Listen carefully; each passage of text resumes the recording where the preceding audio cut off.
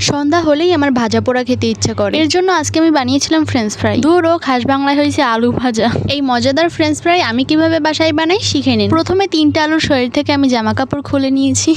তারপরে French fry বানানোর জন্য যেভাবে আলু কাটে সেভাবে আমি আমার মন মতন সাইজের কেটে নিলাম। কেউ আবার বললেন না, আলুটা ধুয়ে নেননি।